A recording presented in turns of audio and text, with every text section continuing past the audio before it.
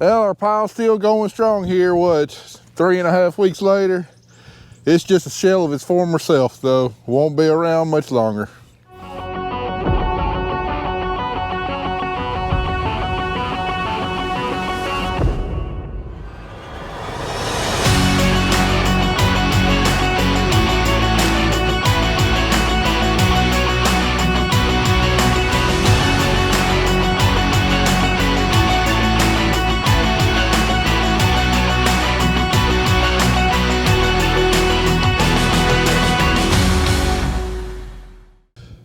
That See Spray sprayer's still here, although they were supposed to come get it earlier this week. Don't really know what happened. I don't know. Maybe they'll let me keep it all year long. What do you think?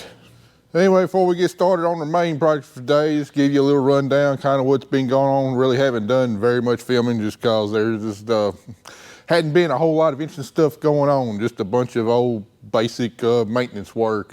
Andy's been running all the tractors through the shop this week, getting them serviced, oil changed, filters changed, all that kind of stuff, and been doing some fixing on a few small rinky-dink odds and ends things on all the tractors. It's like reason got the hood off on the 4440 is our starting solenoid was been acting up, giving us problems. He had to replace it, and then like we got some hood mounts here, like this one's cracked, the one on the other side's missing. I got to weld it back on.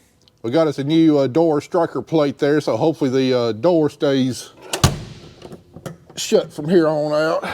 I've been up in the office for the most part, getting all the planning done, the stuff ordered, the fertilizer prescriptions done, lime prescriptions done, seeding prescriptions done, getting all the stuff done to be able to renew our line of credit and everything. And I'm about done up there, thank goodness, because I'm sick and tired of sitting in front of the computer. Ready to get down here, get my hands dirty, and start getting as much of this equipment run through the shop as we can before we got to get back in the field. All right, you can say shop empty behind us, but instead of pulling our planter in and get started on the next, first big project, I'm forced to be doing something else. Yep, that's our mailbox. And a few days ago, I got a notice in the mail from the USPS saying they were not going to deliver my mail to me anymore because they did an audit of their rural route and my mailbox was not in the correct location. Even though I'm 45 years old and our mailbox has been in the exact same spot for every single one of those 45 years and probably a long time before that. In fact, I remember as a kid when my granddad was alive, he'd be up there in the office and every single day the mail carrier at the time, who was awesome, he'd stop by and have a Coca-Cola with my granddad and they'd shoot the bull for 10-15 minutes before he got back on his route. Well, that mail carrier has long since retired and we've been through a couple since then, and for probably about the last 15 years, the mail carrier that we have has been a thorn in my side. Just completely and utterly lazy and incompetent at his job. In fact, there was one time I had a certified letter come in that needed a signature. Middle of the summer, he pulled up to our mailbox, which is right beside the office. I was walking around down here at the shop, right outside, waved at him, and anyway, he dropped my mail off and left. Well, went there and checked my mail.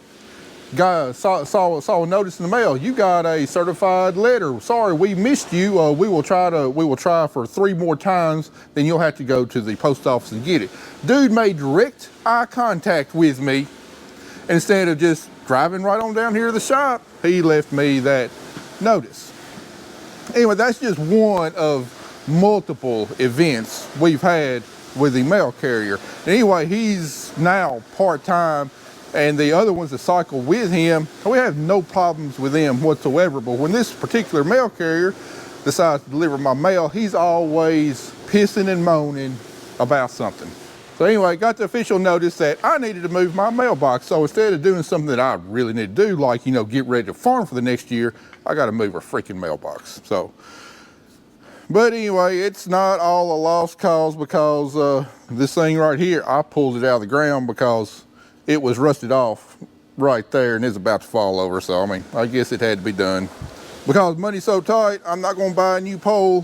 We got some pipe right here that I'm gonna weld to it, and then we're gonna weld a foot down here on the bottom. Dig us a new hole in the proper location and set it up, and then we'll be ready to get actually started farming. All right, I got my pole extended, got a nice little foot welded on there.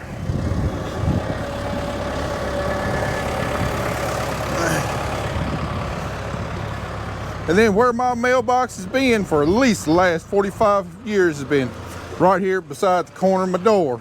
Mailman comes in, pulls up right beside it, and puts my mail in. They've been throwing a fit about having to nose up on the scales for years, even though that wood is good and solid, but that was another one of their excuses for not doing this. So anyway, they were nice enough to place a flag for me where they want the mailbox placed. All right, you see that red flag right there? That's where they want it placed. Well, I'm not going to put it there. That is too close to the road, too easy to get hit. We're going to move it back over here just a little bit. Now, one reason this doesn't make sense is we're located right here in a very dangerous S-curve. Curve there, then it's coming around the curve, going out that way. And let me tell you, when I say folks fly, they fly on this road. It's not uncommon to see people blowing by us here 60, 70 miles an hour through these S-curves. So if I was a mail carrier, me personally, I would appreciate having a mailbox located right over there where I'm pulled off and I'm not stopped on the side of the road in an S-curve where I can get rear-ended and potentially killed. Now, I know they got their regulations and stuff, but government regulations ain't never stood up to common sense, I don't reckon. All right, Andy, let's try out that post hole digger we borrowed. I want to try and put the hole right over here, just a few more feet on the other side of the flag, just to get it out of the road a little bit more. Now, I'm not going to even attempt to dig that hole by hand because I guarantee you right beneath that grass, it's probably going to be like 75% gravel, and trying to dig that with a post hole digger, no thank you. Hope you hooked it up right.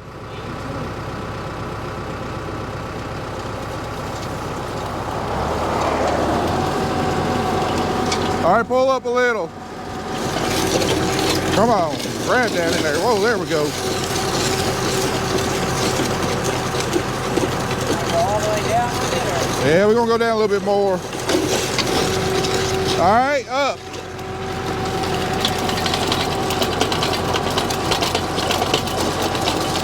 All right, now everything loosened up. We'll clean out the pit and put our mailbox in.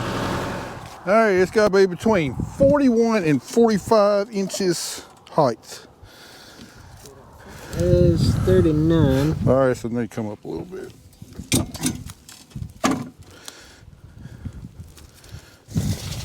It's 46. Well, that ain't gonna do. They gonna send me another notice. They're gonna put their mail in there. Heaven forbid I don't get my junk mail. 45, 44. 44 and a half. About perfect. So it can't be over 45? Has to be between 41 and 45 inches exactly. They've already sent me a notice several years ago about that. I ignored them. I thought they would too. It was like an inch and a half off. I swear, I kid you not. Did you have to change it? Nope. They just quit griping about it after a while. Nah. This time. Yeah, now they told me I've got till the end of February to put my mailbox somewhere else or they will no longer deliver my mail. Well, actually, they're not delivering it now. They're keeping it at the post office. They said they'll keep it until the end of the month, and then tough crap. That's ridiculous. That's your tax dollars at work. I'm tempted to get a yardstick and just duct tape it up here on the side just to stick it in their face. Right on the money. I get like some birthday balloons and hang it from the mailbox so they don't miss it tomorrow. Welcome. Get a big welcome balloon. It's been a while. Welcome back. Yeah, it's been a while. I'll give it a month and some drunk driver takes it out. I don't have...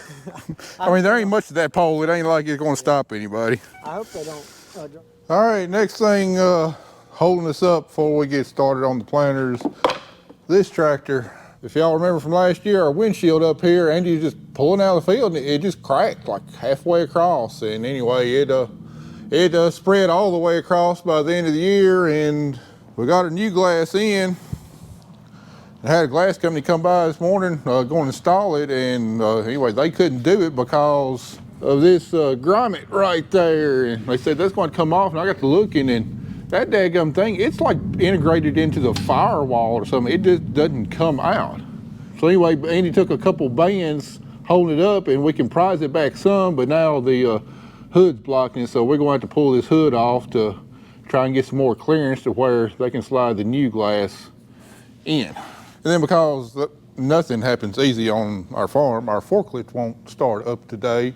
That was going to make it a lot easier getting this hood off, but we're going to have to do it the hard way, it looks like. Carter's on his way out here. Going to get him and Andy to kind of hold the hood up while I get back up in there and unbolt it, and it should come right off. I think getting it off is going to be the easy part. Getting it back on and getting both lined up is not going to be easy. You ain't gonna know it. It's going to come up farther than that. I can't reach back up in there.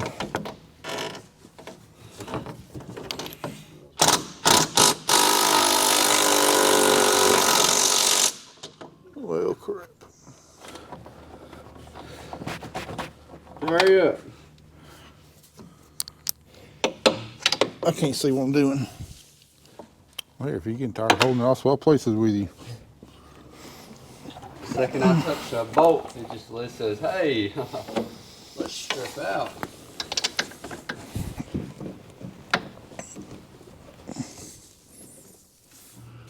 Well, it might be easier. Take two bolts out, this whole block comes off with it. If I'm gonna take these bolts out on the bottom, it might be better just to let the hood down.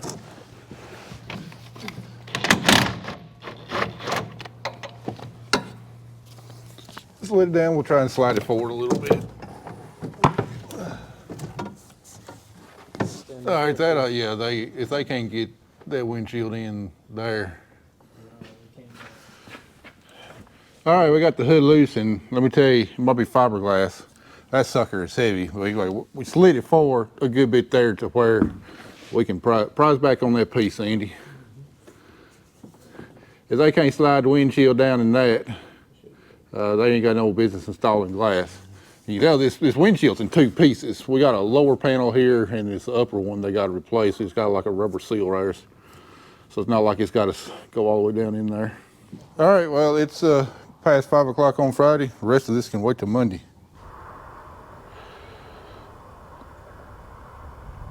Well, folks, we got a big week coming up this week. First thing is,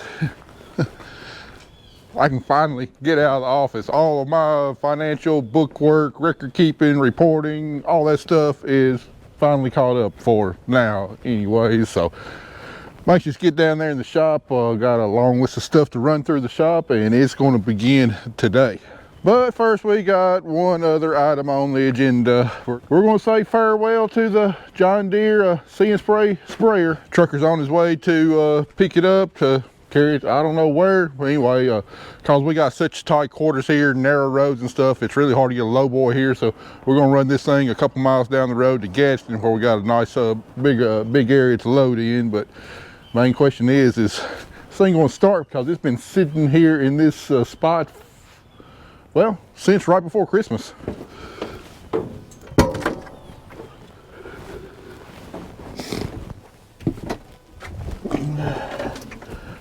Just to give you a view of the inside of the cab, this one's got a regular John Deere 2630 monitor, and this is a See Spray monitor, and then there's all the controller hardware for the See Spray stuff. Come on, baby, please start up.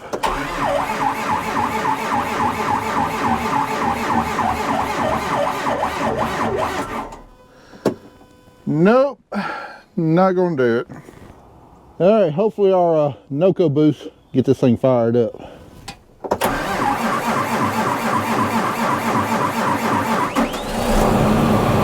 There we go. I tell you what, those NOCO boost jump boxes are mighty impressive.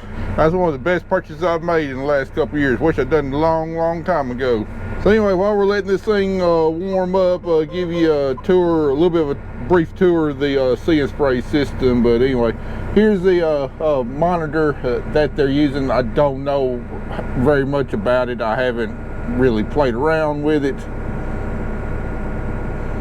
But this is the part that controls the See Spray tank, booms, everything. There's someplace on here to pick the crop you're spraying, and then it's supposed to pick everything else, but don't really know where that is. And then everything else here inside the cab is just your John Deere stuff. Of course, you know, we got the Green Eye boom system they designed themselves. Got 2 separate sets of plumbing with a standard John Deere plumbing, so you can spray regularly, and then it's got another set of plumbing and nozzles for the Green Eye part. And then you see the Green Eye tank right there. So we got our standard John Deere 1200 gallon tank on this model. It's on R4045 sprayer. And the thinking behind this is that you can be doing a couple different operations at once. Say you're spraying for weeds and you're putting out a residual herbicide. Well, you want your residual herbicide in your main tank because you want a blanket application of that. You don't want to do the See and Spray that because you're trying to cover all the area. Then you can put your Liberty, your Roundup, whatever your contact herbicide is in the See and Spray part, and then turn the See and Spray booms on, and it'll turn the nozzles on and off as it's going throughout the field, and this actually spots a weed. Or you can do other things, you know, you could be putting out fertilizer in your main tank, spot spraying a herbicide with your See and Spray, you know, with 2 different sets of nozzles. I mean, the possibilities are just endless. And I'm sure that there's other applications you can do, say on cotton where I had to spray insects, but we also had to spray a plant growth regulator, but we're spraying a highly variable field where you might not necessarily want a blanket application of growth regulator. I'm sure you could probably put your growth regulator in the See and Spray tank, run a prescription off of, run a prescription on the monitor to vary the amount of plant growth regulator you're putting in going throughout the field while putting down a blanket insecticide application. I mean, the possibilities with this system are absolutely endless. And again, I'm mighty disappointed we're not going to be able to see this thing run this year, because I was really excited to see what the technology was about. But like I said earlier, you know, sometimes opportunities come through and pay off, and then other times they just fall through the cracks, and you got to move on. And that's what we're going to do. But I tell you what, man, this is a good looking, clean sprayer. No signs of rust on it, paint in excellent condition. I mean, nice and clean. And believe it or not, it's got 2,400 hours on it. Controls on this are a little bit different than mine. Had to look at it and figure it out.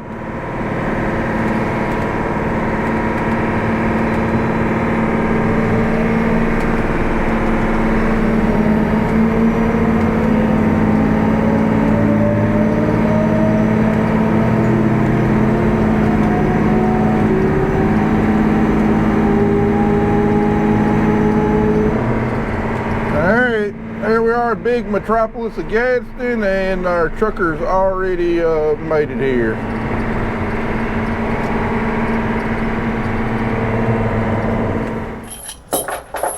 All right, so all loaded up, getting tied down. And I believe he told me they're hauling it somewhere in Nebraska. That's where it's got to go to next. All right, down here in the shop, we got a few odds and ends to do before we get the planter in. 4440's done, just got to get the hood on, and then we're gonna cut our air intake stack down. Gonna cut our air intake stack down a little bit to get that air intake lower. And then the glass guys just showed up. They said they think we got enough clearance for them now to stick that windshield in, so go and get that done. And then once they get that done, we got a couple other odds and ends to do this tractor, and we'll be ready to pull the planter in here, start dismantling it.